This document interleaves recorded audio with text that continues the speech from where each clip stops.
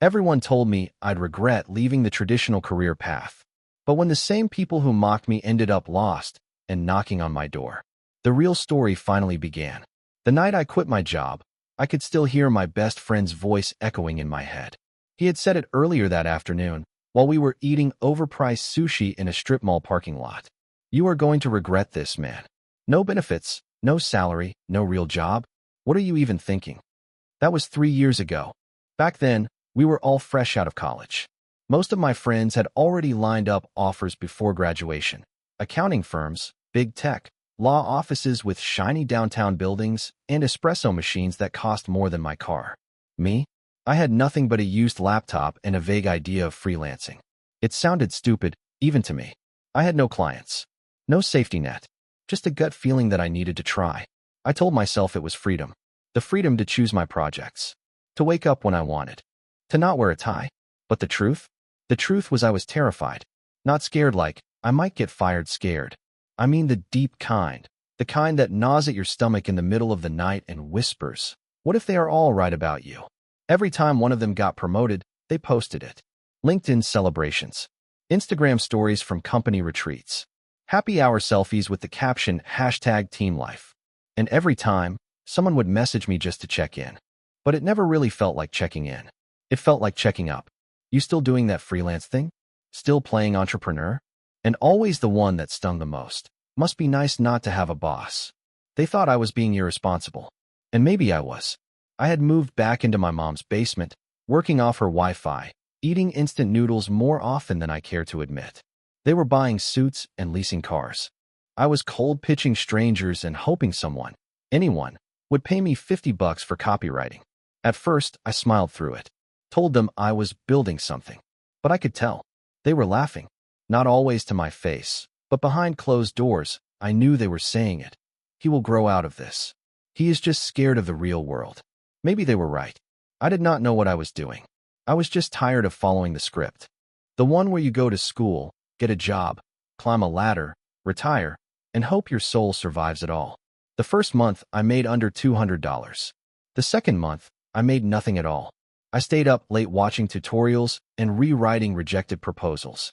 I told myself, you have to eat dirt before you eat steak.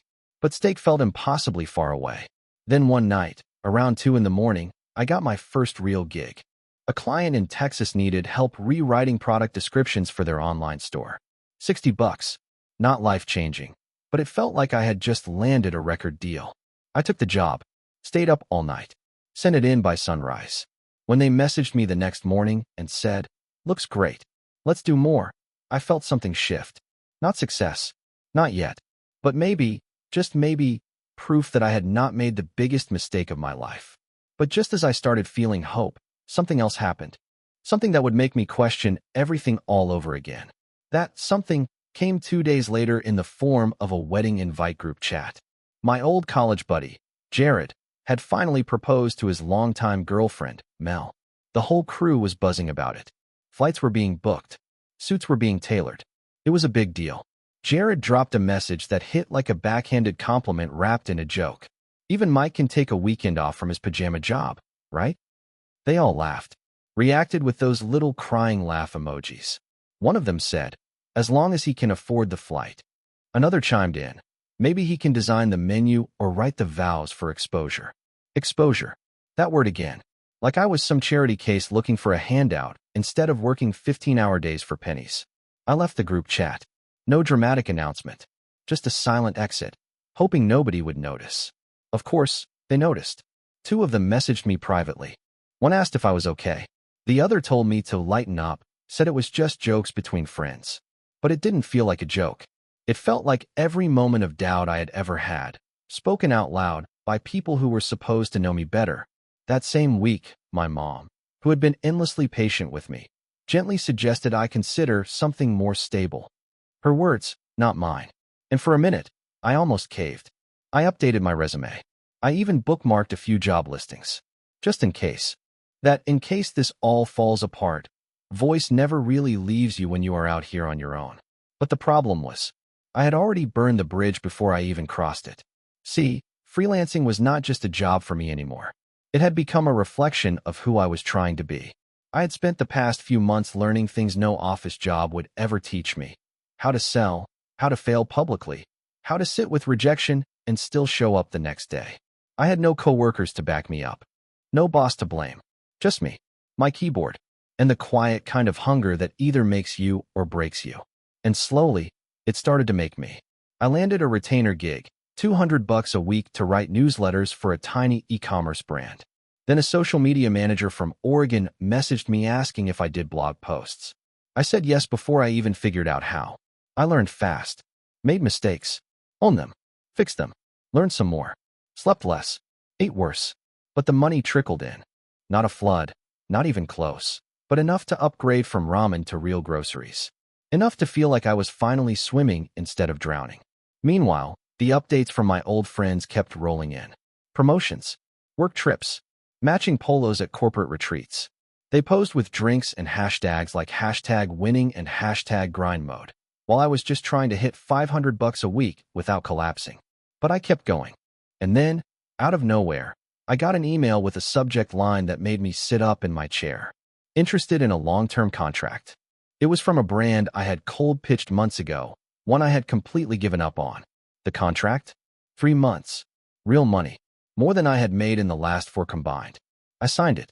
But what came next? I never saw that coming. That first big contract changed everything. Not overnight, but enough to breathe a little easier. I still remember the number like it was etched into my skull, $1,800 a month. For someone used to counting quarters at the gas station, it felt surreal. I celebrated by upgrading my desk chair from a folding metal one to a used gaming chair I found on Craigslist. That thing squeaked like a haunted swing, but it was mine, paid for with words I wrote and pitched and edited until my eyes burned. And yet, even with the small wins stacking up, the loneliness never really left. See, freelancing is not just working from home. It is working alone. No water cooler talk. No team lunches. No Friday happy hours. Just me, the ceiling fan, and the dull hum of my laptop heating up like it might catch fire. Meanwhile, the gap between me and my friends kept growing. They were living in sleek apartments with rooftop pools and parking garages that did not smell like boiled socks. I was still at home, avoiding questions from my mom like, "Do you ever plan to get a real job?" They posted photos from Vegas, New York, Miami. I posted client testimonials in black and white screenshots. Every time I scrolled through social media, it felt like being left behind in slow motion. One of them bought a new car, some glossy thing with push start and Bluetooth everything. He captioned it, "Hard work pays off." The irony nearly made me choke on my instant coffee. I wanted to scream, "You think this is not hard work? You think building something from scratch, with no guidance, no certainty, and no guarantee of a paycheck, is easy?" But I said nothing. Instead, I kept my head down. Took on gigs that barely paid minimum wage. Said yes to clients who treated me like a vending machine with a keyboard. Learned to smile through revisions that felt personal. Learned to keep going even when the invoice was 30 days late and counting. One night, I caught myself staring at my screen with tears in my eyes, not because I was sad, but because I physically could not keep them open anymore. I had pulled 3 all-nighters in a row. My vision blurred. My hands ached. But I was making it. Slowly, messily, painfully, I was making it. Then came a message that felt like a sucker punch wrapped in a compliment. It was from my old roommate, Greg, the guy who used to laugh at my freelance hustle. He had just been promoted to project manager at some mid-sized firm downtown. He wrote, "Man, I am impressed you're still doing that freelancing thing. I could never live without stability. But hey, good for you for sticking with it." That phrase, sticking with it, like I was still playing make-believe while the rest of them were off living in the real world. I smiled politely, even typed out a thanks. But inside, I was screaming. Because none of them saw what I saw. The pressure, the panic, the grind. They only saw the surface. They saw a guy in sweatpants at noon, not the guy juggling 5 deadlines and praying the internet doesn't cut out again. And just when I thought I had made peace with all of it, just when I was starting to feel like maybe I belonged in this world I had carved out for myself, a storm was about to hit. One that would flip everything. One that would drag them, the ones who had mocked me, right into my world. It started slow. Like a leak behind the drywall you do not notice until the ceiling caves in. At first, it was just whispers. One friend posted about unexpected restructuring. Another reshared a motivational quote about resilience and new beginnings, which usually meant something bad had happened. Then Jared, the same guy who once joked about my pajama job, shared a black square with a caption that read, "Laid off. Grateful for the journey. On to the next." I stared at the post for a long time, not because I was shocked, but because it felt like the first domino tipping over. 2 weeks later, I got a text from a number I had not seen in over a year. It was Jenna, one of the loudest voices back when I first started freelancing. She once told me freelancing was just what people do when they give up on real careers. Her message was short. "Hey Mike, random question. How do you find clients?" I blinked at the screen. Reread it. Thought maybe it was a prank. Then came more messages. From Nick. From Laura. From even Greg, Mr. Stability himself. Each one asking the same kind of thing. "Hey man, got a sec to talk about freelancing? You still doing your own thing? I might need some advice." And just like that, the roles began to reverse. They had spent years chasing ladders that suddenly vanished beneath their feet. The companies they built their lives around were now trimming fat. The same offices they once bragged about were empty. Their badges deactivated. Their emails bounced back. Meanwhile, my world, the one they once dismissed, had stayed weirdly steady. Messy, yes, but steady. My clients were scattered across cities and time zones. Some pulled back, sure, but others doubled down, needing remote help more than ever. For the first time, the chaos that had once made me feel behind had become my advantage. I should have felt triumphant, but I didn't. I felt strange, like watching the popular kids get kicked off their throne and realizing you do not hate them. You just do not want to trade places anymore. One night, I got a voice memo from Jared. He sounded tired. Not just physically, soul tired. The kind of tired that comes from realizing everything you thought was secure never really was. He said something that stuck with me. "I used to think you were just being stubborn, but now, I think maybe you saw something we didn't." I played it back 3 times. Not to gloat, not to frame it as some moral victory, but because for the first time, someone had actually said it. Maybe I wasn't crazy. Maybe I had not thrown away a real job. Maybe I had built something realer than all of them. But just as that truth began to settle, another message came in. This time from someone I never expected to hear from again. And what they had to say, it would change everything. The message came in at 2:17 in the morning. I was still awake, editing a last-minute pitch deck for a tech startup in Seattle. My coffee had gone cold. My back ached. My eyes were burning. But the second I saw who it was from, none of that mattered. Trevor. The guy who had always taken things a step too far. Back in college, Trevor was the loudest, most confident guy in the room. The type who wore suits to class and treated every group project like a boardroom pitch. He got hired straight out of graduation by one of the biggest consulting firms in the city. Within 6 months, he had a corner office, a work phone, and a company card. He used to send us pictures of his skyline view during lunch breaks. Used to laugh at me behind his glass desk. His message was long. Way longer than I expected. He said he had been let go 2 months ago. At first, he told people it was voluntary. Said he was taking time to explore new ventures. But the truth? He was spiraling. His apartment lease ended.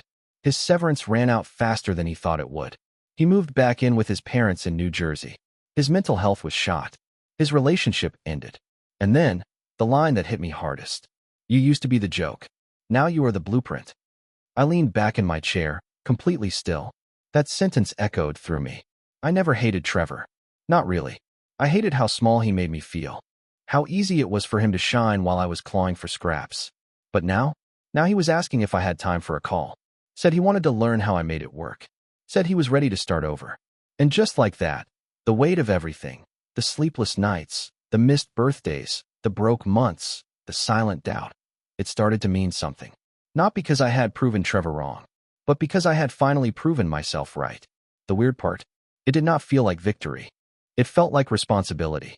One by one, these people were coming back, the same ones who once joked that I was wasting my life. And now, they were looking at me like I had answers. Like I had found a door they had walked past for years. And maybe I had, but I also knew something they didn't. Behind that door was not comfort. It was chaos. It was uncertainty. It was work that never ended. Fear that never faded. And growth that came with scars. So before I messaged Trevor back, I stared at my ceiling for a long while. Because what I was about to tell him could either help him rebuild or break him completely. I called Trevor the next morning, not because I had answers, but because I knew what it felt like to be him. Lost, unraveled, humble for the first time in your life, and not sure where to put that humility. He picked up on the second ring. No fake cheer, no polished tone. Just a quiet, tired hey. I did not waste time sugarcoating it. I told him freelancing was not some magic escape hatched from corporate life. It was just a different kind of storm. You trade managers for clients. You trade meetings for deadlines that show up at midnight. You get freedom, yeah, but that freedom has teeth. It bites if you get lazy. It starves if you stop moving.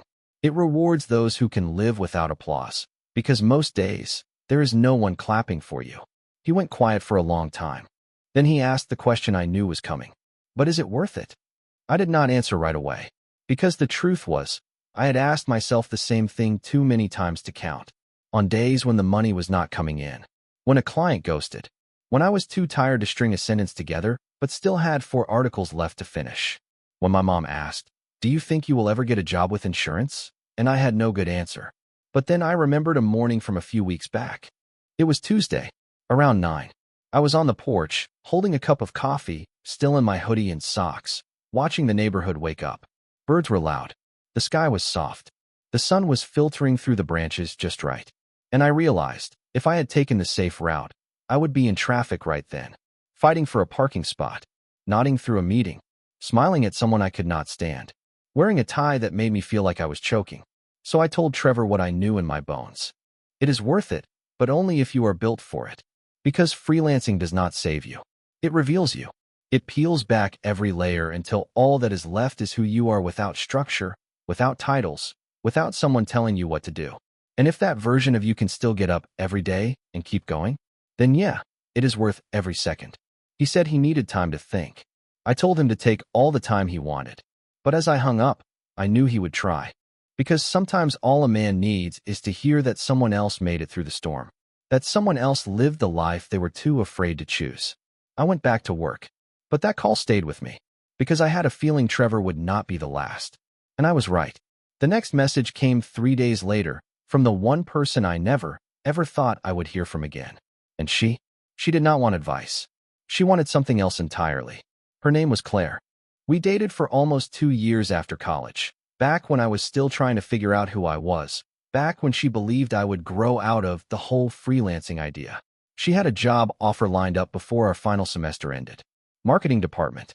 Good company. Good benefits. Everything her parents could brag about. I still remember the night it ended. We were sitting on her apartment floor, eating takeout from a brown bag, and she said, "You are smart, Mike, but this is not a real plan." She told me she needed someone with direction, someone ambitious. I wanted to argue. I wanted to explain that just because I did not have a cubicle did not mean I lacked ambition. But I was tired of explaining by then. So I packed my things, left behind my toothbrush, a hoodie, and the last part of me that still wanted to be understood. Now, years later, out of nowhere, her name showed up in my inbox. Subject line, "Hey." That was it. Just hey. My gut told me to ignore it. But my hand did not listen. I opened it. She had lost her job. Her firm merged with a bigger one, and her entire team got cut without warning. The company she had once flaunted like a trophy had dropped her like dead weight. But what caught me most was this line. "I remember you used to talk about freedom like it was oxygen." I never understood it back then. Now I think I do. She said she had been following my writing. Saw some of the clients I worked with. Read a thread I posted on building income streams without burning out. Said it hit different, now that she was the one feeling lost. She asked if I had time to talk. Not about getting back together. Not even about freelancing. She just said she wanted to know how I stayed me through it all. How I did not bend under the weight of everyone else's doubt. And that question broke something open inside me. Because the truth was, I had bent. I had broken, too. Many times. But every time I snapped, I learned how to rebuild. With fewer pieces, but more purpose. I stared at her message for a long time. Part of me wanted to reply right away. Another part wanted to delete it and pretend it never came. But then I remembered something she once told me during one of our last fights. She said, "You are chasing something that does not even exist." She was wrong. It existed. It just took losing everything, comfort, approval, security, to find it. So I started typing. But before I hit send, a different message came in. This one was not from a friend, not from an ex, not from anyone I even knew. It was a screenshot, and what it showed, me, in a place I never expected to see myself. The screenshot was from LinkedIn. Someone had tagged me in a post. It was a recruiter I had never met, some guy with a perfect smile, perfect profile, perfect list of corporate buzzwords in his headline. He wrote a post about independent creators disrupting traditional hiring, and there, buried in a paragraph, was my name. He called me a case study in long-game strategy.